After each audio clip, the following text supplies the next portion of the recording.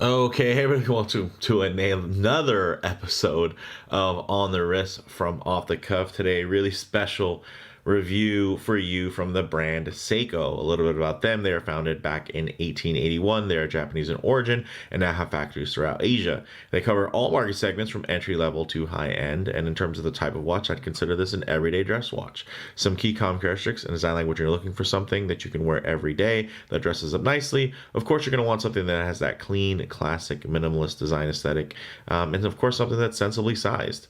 This is from the Seiko selection line. It's a JDM, or Japanese Domestic Market model. It's the SBPX147, and it is a super affordable and decently equipped model for both the casual buyer and the enthusiast, with kind of infused with that signature Seiko design language, which is fantastic. A lot of you are seeing right now, looking at this, saying, man, that might kind of remind you of a Grand Seiko model, or of a Sarks model, or of a Sarb model that you really enjoyed back in the day. And this is really cool. You can get it for only 166 from Sakura. Yeah, I'll leave a link in the description. It'll have a tracker on it. I don't get any type of commission or anything, but they do track to see, of course, if me featuring their stuff on my channel does help at all. So hey, hopefully we can keep those metrics going up. But yeah, for $166, that's an absolute steal, especially for what you're getting here. So really excited to share it with you guys. But I mean, just to give you a sneak peek, you're getting sapphire, you're getting a solar quartz as well, and as you're seeing, that seconds hand is hitting those markers pretty true. So pretty nice, guys. And then it's a really uncluttered dial, very minimalist, and it's a great size at around 38.7 millimeters in diameter, ultra thin, underneath 10 millimeters. So let's go ahead, get this piece in hand, and take a closer look. All right, guys, so I would say the only real drawback on this particular model, and I mean, it's very affordable, so it's hard to complain, but it doesn't have an anti-reflective coating. So some of you might have already noticed that in the intro, trying to kind of negotiate that. But then again, it's always going to be exacerbated by, filming in a studio. Out in the real world, it's going to be a lot easier. And look at that sunray pattern. I like that you can't even really tell where the solar is on that. They do a really good job of integrating that. And you guys know I'm not huge into quartz, but I did recently purchase probably like one of my most desirable, expensive, fancy quartz watches, which is an Astron, and it has a textured dial where you can't tell that it's solared. It's great. That one gets updated by GPS, and of course is like it's the other end of the spectrum of this watch, right? So it's a solar quartz, except it is a lot more expensive, has a lot more water resistance, and is overall, of course, a lot nicer finished. But at this price point, I think this thing is pretty unbeatable versus, I would say, the Astron.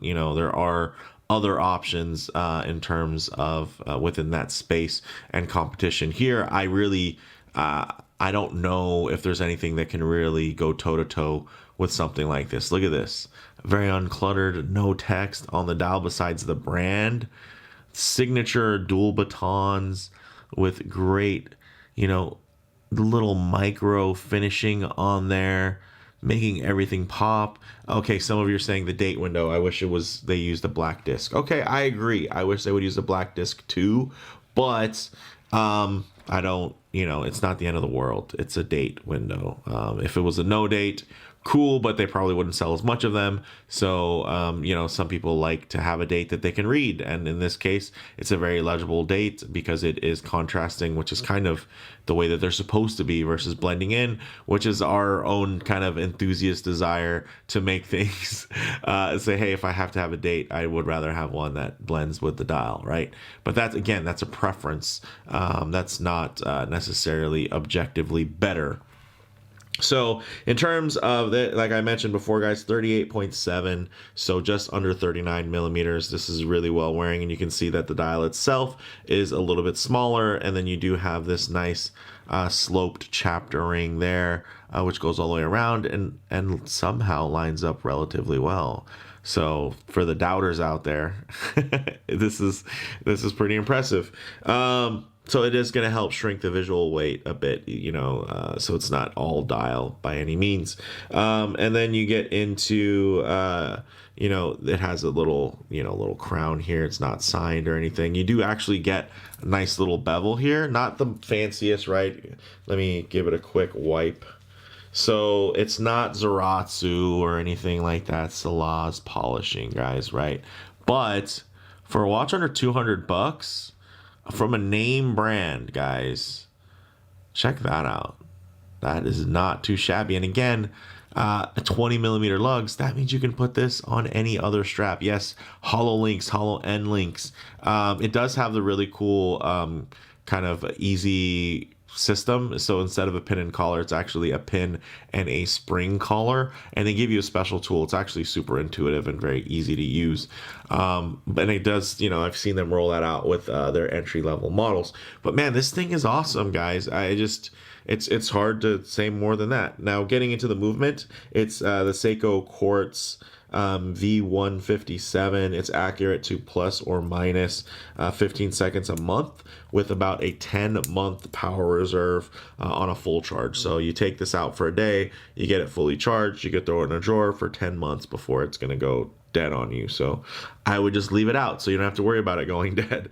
In terms of the dial, you do get applied indices there, which are beautifully done. Again, guys, actual applied indices. That's awesome, right? Let me give it a quick little dust off. Applied indices. You're getting this beautiful black sunray dial with the date at 3 o'clock. You're getting polished hands, and they're nice. They're long enough, right? They look great. They're not Grand Seiko Dauphine hands by any means, guys. These are definitely not even Persage level, but you know what? To the naked eye, they do their job. Like, this is more than enough.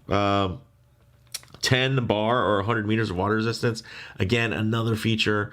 Now that is from a legitimate brand that knows water resistance. So if they're saying it's 10 bar, that's good. As long as that, as long as this crown stays pushed in, this thing can get splashed up and it's going to be absolutely fine. Now, getting into the bracelets, again, probably some of the least exciting things on here, but it does offer one, which is great. 20 millimeter lug, so you can take this, put it on any other strap, right? Which is fantastic because you do have a really nicely finished little case and dial, and all those layouts are really great. You can put this on a number of different types of straps, but what comes with it is, it's cheap. This is not expensive. It's hollow. These are folded end links. The links themselves are hollow inside. It doesn't feel like super tinny by any means. Like, it's a watch under $200, guys. Like, well, there has to be something, right? They have to save money somehow, and it wasn't on this gorgeous dial or this nicely finished case, right? They didn't save the money there because they did a nice job. Let's give it another wipe because I gotta get this. I have to give this thing its dues, and it is. I think it's worth a look, guys. It is worth a look. It's worth a shot because at this price point, what else are you gonna get? Look at that. And then it has solar, which means you're not going to be worried about swapping out batteries every 2, 3, 4 years. So that's great.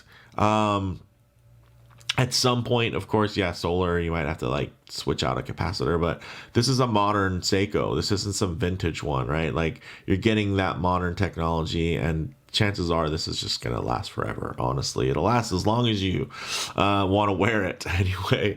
So yeah, this thing's great, and it even has a little bit of a taper to the bracelet. It goes from 20 to 18. It'd be nice to go 20 to 16, but that's not for everyone. Not everybody likes that more refined taper. I would like it. And then even on this, you're getting mixture in terms of finishing on the bevel, on this little clasp here, little stamp signage, all this stamped, but still, again, even with all that, it's for a really cheap watch. And again, you can take this off. I think most people will buy this and just take it right off, and put it on a much cooler strap, to include even fabric straps that you could pass through, like a NATO or something like that, because it's thin enough to where it's not going to add a lot of bulk on the wrist. So speaking of on the wrist, let's go ahead and get it on the wrist and see how it wears. Okay guys, as you can see on about my 7.5-inch wrist, this thing wears really great. It is not too large at all. Could it stand to be a little bit smaller? Sure.